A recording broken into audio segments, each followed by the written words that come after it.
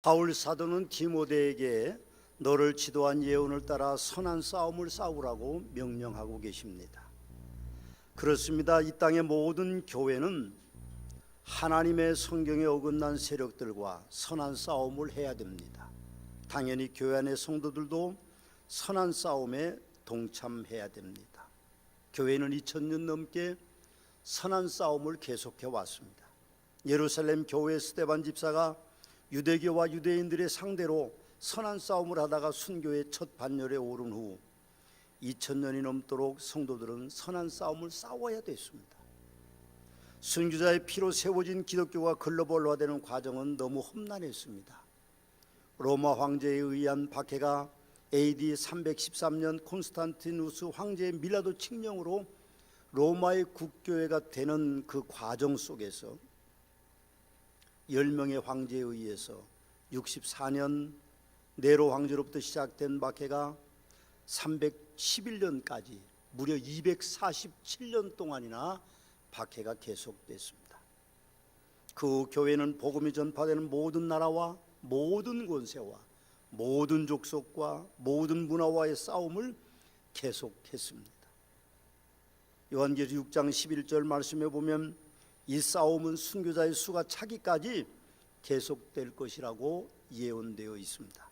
당연히 말세지마를 사는 우리는 선한 싸움을 싸워야 된다는 말씀입니다. 사랑하는 성도 여러분, 우리 한국교회는 130년이 넘도록 선한 싸움을 계속해오고 있습니다. 한국인의 토테미즘적인 토착신앙과의 싸움을 시작으로 했고, 외국 문물을 거의 거부하는 세국 정책에 순교자를 주님께 드려야만 됐고, 유교 사상과 불교의 신앙과의 싸움을 했습니다. 한국교회는 36년 나라를 빼앗은 일본 제국주의와의 싸움을 했습니다. 한국교회는 36년 나라를 빼앗은 일본 제국주의들과 싸울 수밖에 없었습니다. 일제의 악한 세력에 의하여 순교자들이 생겼고, 교회는 폐쇄되었고, 교단은 해체되어야만 됐습니다. 그러나 우리 교회 교인들은, 우리 교회는 그들과 싸웠습니다. 광복의 기쁨을 얻었습니다. 그러나 그 기쁨도 잠시 한국교회는 공산주의의 싸움을 피할 수 없었습니다.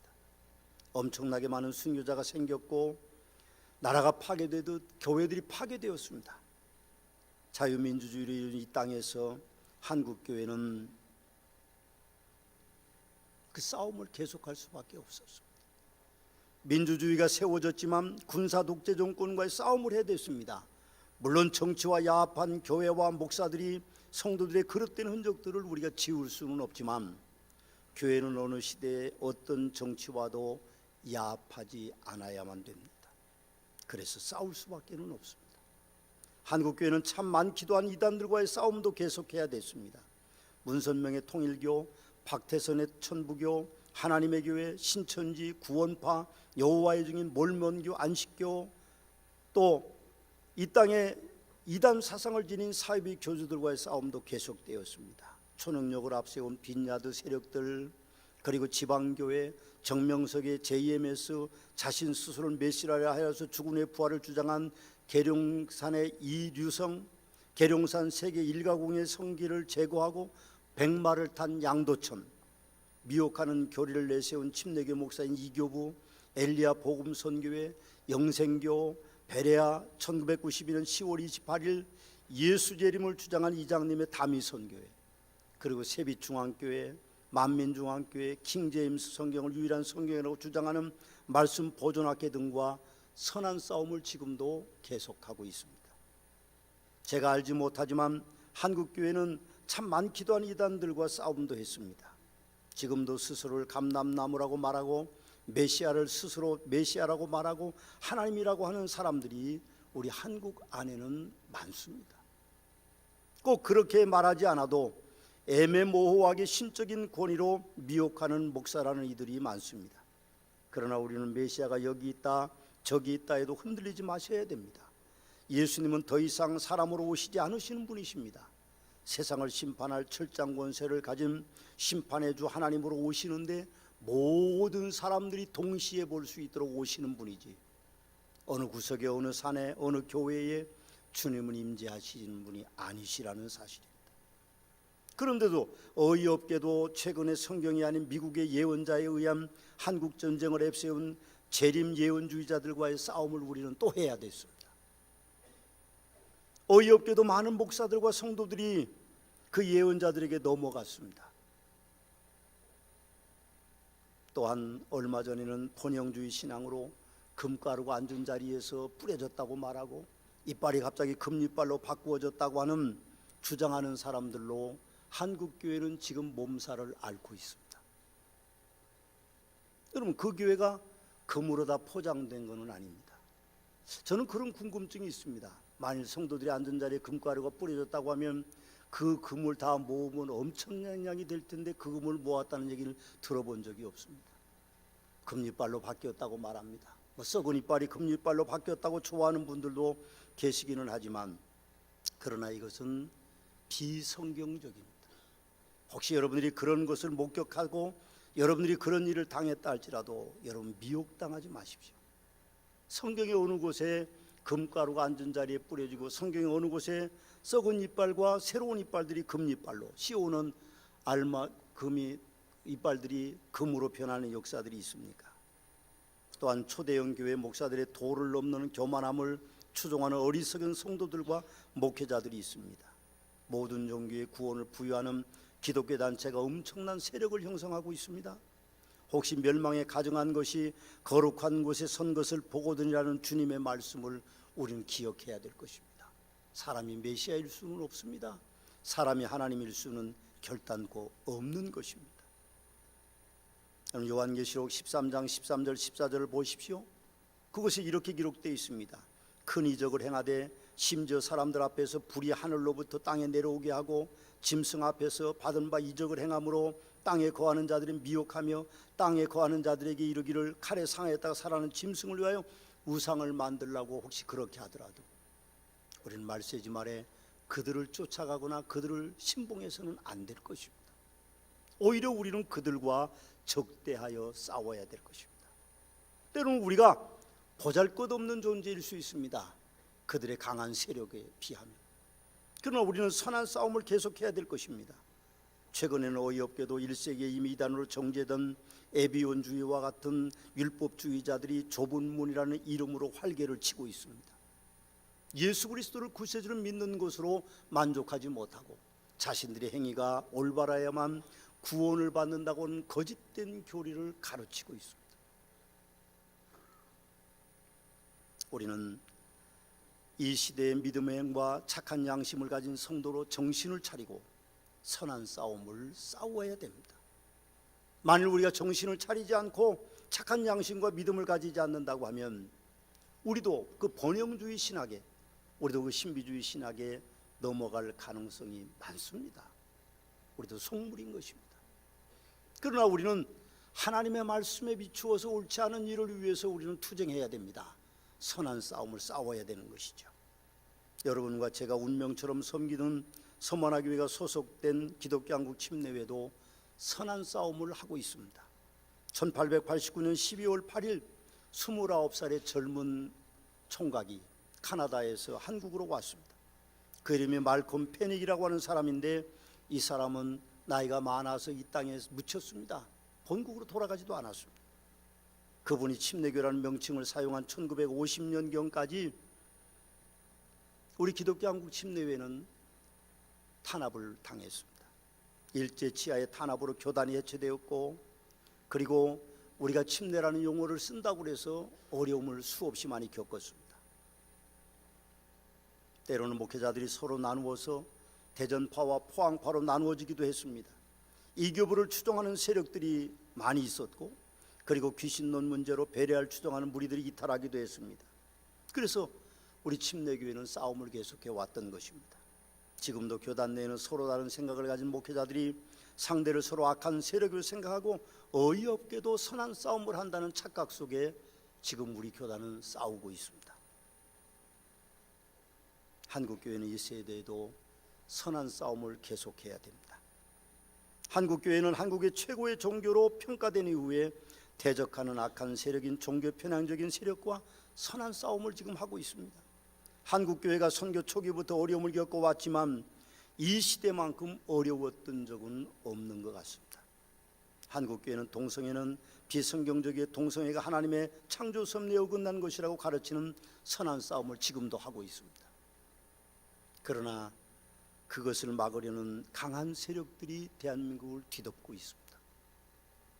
제가 동성애 반대 설교를 못하게 될지도 모르겠습니다. 하면 붙잡혀갈 수도 있습니다. 또한 우리가 한국교회의 금융권을 이용한 이슬람 세력의 한국 침투를 막는 선한 싸움을 우린 지금 하고 있습니다. 이슬람 세력은 5.18로 한국을 잠식하려고 합니다. 저희들은 별로 대수롭지 않게 생각합니다. 히잡을 쓴 사람들을 별로 볼 수 없기 때문이죠. 그러나 여러분, 13만 명이 넘는 모슬렘 교도들이 한국에 들어와 있습니다. 그들이 도시 곳곳에 이슬람 성전을 세우고 그들이 도시의 모든 모퉁이에서 카페트를 깔고 하루에 5번씩 예배를 드리고 있습니다. 놀라운 것은 이미 모 은행에서는 히잡을 쓴 여인을 모델로 세워서 신문 전면 광고를 시작했습니다. 수출과 웰빙이라는 두 마리 토끼식 유혹을 통하여 할렐 식품을 부각시키므로 한국인의 의식에 이슬람을 심는 포교를 이미 시작하고 있습니다. 여러분들이 혹시 음식을 드실 때 할렐 식품이라고 하는 것은 웰빙이라고 생각하지 마십시오. 여러분들이 그 음식을 팔고 그 음식을 먹는 동안 우리는 그들에게 영혼을 빼앗기는 것입니다.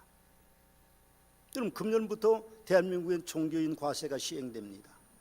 기독교는 목회자 사례비와 목회활동비와 도서비와 차량 유지비와 사택관리비와 그리고 선교하는 돈에 대한 세금이 부과됩니다. 다른 종교에서는 목회활동비와 같은 수행비는 공개할 수 없으므로 세금을 내지 못한다는 결의를 했다고 하지만 교회와 목사는 그렇게 하지도 못하고 있습니다. 교회와 목회자들은 세금과의 싸움을 하는 것이 절대로 아닙니다. 호도하는 사람들이 언론을 통한 교회에 대한 여론몰이로 한국교회 약화의 전략을 노리고 있습니다. 과세 문제는 교회가 선한 싸움을 함으로 교회를 대상으로 하는 과세는 이제 결정되지 못했습니다. 교회에서 월급을 받는 목회자들과 직원들이 과세를 하는 것을 결정됐습니다. 정부가 과세를 시행하면 국민은 당연히 세금을 내야 되는 것처럼 목회자들과 직원들도 세금을 내야 됩니다.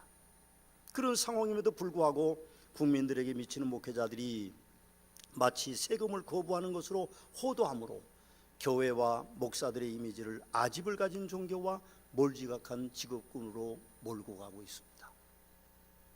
그럼 사단이 교회를 무너뜨리는 전략은 두 가지입니다. 하나는 강한 세력으로 강한 권세를 가지고 교회를 핍박하는 것이고, 또 하나는 보이지 않게 교회 안에 침투해서 교회를 나누어 놓는 것입니다. 첫째는 강한 권세로 교회를 핍박하는 것이 사단의 전략입니다. 지난해만 해도 이방 종교에 순교한 성도의 숫자가 무려 3,066명이 순교자의 반열에 올랐습니다. 그러나 제가 생각에는요, 3,066명이 아닙니다. 아마 몇 배가 더 많은 사람들이 예수 믿는다는 이유 하나 때문에 생명을 잃었습니다. 사단에게 조종받는 권세자들이 있기 때문입니다. 안타깝습니다. 이 땅에 어떤 권세도 교회를 무너뜨릴 수는 없습니다. 오히려 교회를 상대로 싸우는 권세는 사라졌고 앞으로도 그들은 사라질 것입니다. 저는 고린도전서 1장을 기억합니다.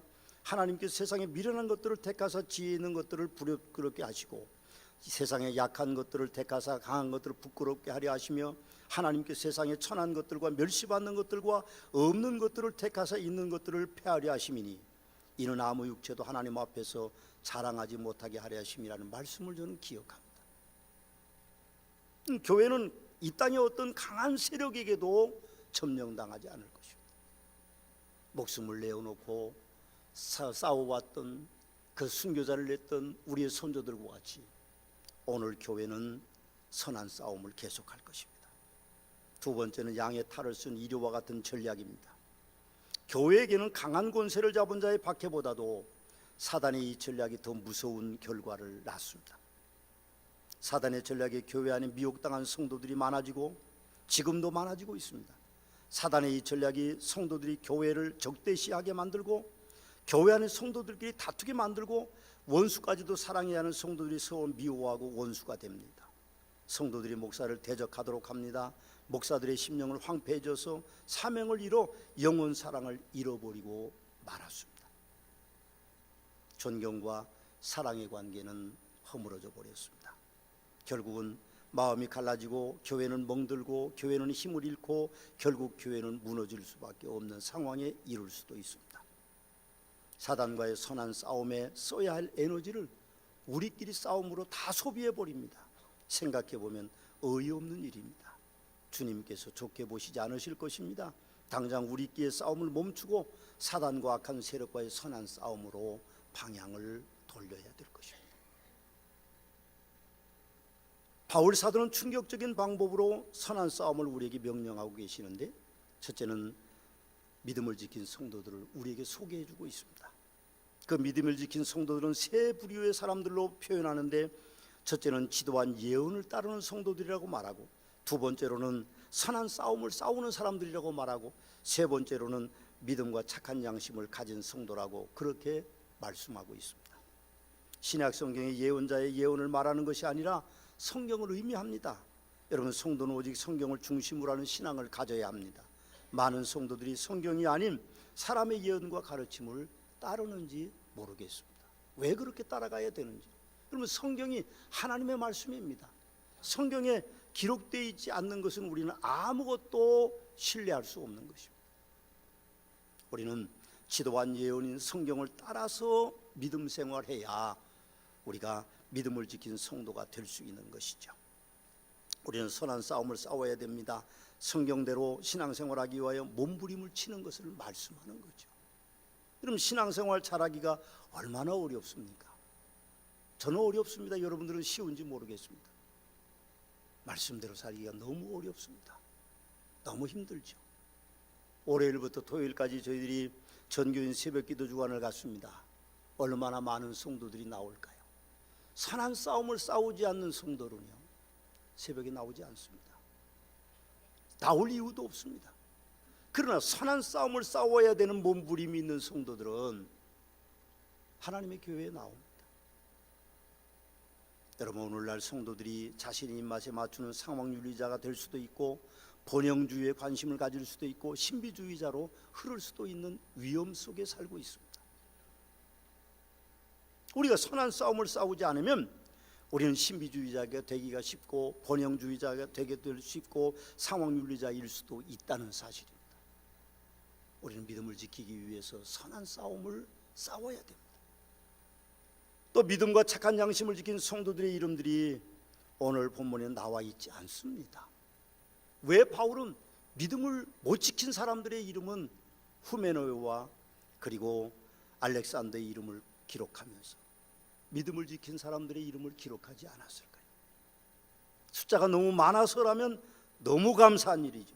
그러나 혹시 교만해질까 염려하는 마음도 아마 바울 사도에게는 있었을 것입니다.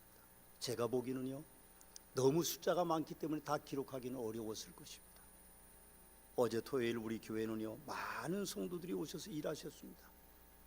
액정비전을 하고 청소하고, 또 여전도회가 모여서 또 일하고, 유년부 겨울 수련회가 있고, 그 돕는 이들이 많았습니다. 100명 가까운 성도들이 오셔서 일하셨습니다. 여러분, 우리는 이 시대에 똑바로 살기 위해서, 믿음 안에 굳게 서기 위해서, 착한 양심을 지키기 위해서 우리 스스로 싸움을 걸어야 됩니다. 바울 사도는 믿음에 관하여 파선한 성도들을 소개합니다. 여기 믿음과 착한 양심에 관하여 어떤 이들은 이 양심을 버렸고 이 믿음에 관하여는 파선하였는데 그 가운데 후메네오와 알렉산더가 있다라고 그렇게 표현하고 있습니다. 여러분, 사단에게 내어준 것은 그들로 훈계를 받아 신성을 모독하지 못하게 하려고 그렇게 표현하고 있는데, 이들은 하나님의 교회의 이물질이고 세포가 아닌 변질된 정상적이지 않은 세포이거나 혹은 암덩어리일 수도 있다는 이야기입니다. 신약성경 유다서에서는 이들을 가만히 들어온 몇 사람이라고 표현하고 있고, 예수 그리스도를 부인하는 자라고 말하고 있고, 꿈꾸는 이 사람들도 그와 같이 육체를 더럽히며 권위를 업신여기며 영광을 비방하고, 이 사람들은 무엇인지 알지 못하는 것을 비방하는도다. 또 그들은 이성 없는 짐승 같아서 본능으로 하는 그것을 멸망하리라. 그들은 기탄 없이 너희와 함께 먹으니 너희의 잔에 암초요 자기 몸만 기른 목자요 바람에 불려간 물 없는 구름이요 죽고 또 죽어 뿌리까지 뽑힌 열매 없는 가을나무요 자기 수치의 거품을 붓는 바다의 거친 물결이요 영원히 예비된 캄캄한 흑암으로 돌아갈 유리하는 별들이라고 말합니다. 또 유다는 이 사람들은 원망하는 자며 불만을 토하는 자며 이 정욕대로 행하는 자라 그 입으로 자랑하는 말을 하며 이익을 위하여 아첨을 하느니라고 그렇게 말하고 있습니다. 믿음에 관하여 파선한 이들은 후메네오와 알렉산더라고 이름을 기록하고 있습니다. 그 시대에 회람되는 편지에 그분들의 이름이 밝혀지는 것은 참 안타까운 일입니다. 그들의 이름을 쓴 바울 사도는 참 대단하다고 생각합니다. 제가 강대상에서 우리가 믿음에 파산한 사람들의 이름을 불러보십시오. 그 여파가 어떻겠습니까? 그런데 후메네오와 알렉산더의 이름을 기록한 그 편지가 회람됐다고 하면 그 본인들은 어떻고 그 가족들은 어떠며 그 친척들은 어떨 것이며 얼마나 어려웠겠습니까? 물론 디모데후서 1장 15절에서도 보니까 아시아에 있는 모든 사람이 나를 버린 일을 내가 아나니 그 중에는 부켈로와 허모게네도 있다고 하는 두 사람의 이름을 또 기록하고 있고 디모데후서 3장 8절에는 모세를 대적했던 얀네와 암불의 이름들이 기록되어 있기는 합니다만 그러나 한 사람의 이름을 또 다른 사람들의 이름을 나쁜 곳에 기록할 수 있다고 하는 것은 쉬운 일이 아닐 것입니다. 그러나 이들의 이름을 밝힌 이유가 있습니다. 오늘 말씀에 보면 그들은 사단에게 내어준 것들이라고 말하고 신성모독하지 못하게 하려 함이라고 그렇게 미혹하는 영이 되지 못하게 하기 위해서 바울 사도는 후메네오와 알렉산더의 이름을 기록했다라고 그 이유를 분명하게 밝히고 있습니다. 여러분과 저의 이름이 서문학교의 역사에 어떤 이름으로 남을까요? 혹시 선한 싸움을 싸워 믿음과 착한 양심을 가진 이름일까요? 아니면 양심을 버렸고 그 믿음에 관해 파선한 이름으로 우리의 이름들이 남겨질까요? 저는 그렇게 바랍니다. 여러분들과 제 이름이 선한 싸움을 싸워 믿음과 착한 양심을 가진 이름으로 남겨지는 축복이 있게 되시기를 주님의 이름으로 축원합니다. 여러분들의 이름들이 선한 싸움을 싸우는 선한 이름으로 그렇게 남겨지는 축복이 있기를 다시 한번 주님의 이름으로 축원합니다. 기도하시겠습니다. 이제는 우리 주 예수 그리스도의 은혜와 아버지 하나님의 극진하신 사랑하심과 성령님의 선한 싸움을 하나님 위하여 힘주시는 능력이 오늘 서문화교회에 말씀을 듣는 모든 성도들 위해 영원토록 함께 계시옵기를 축원하옵나이다. 아멘.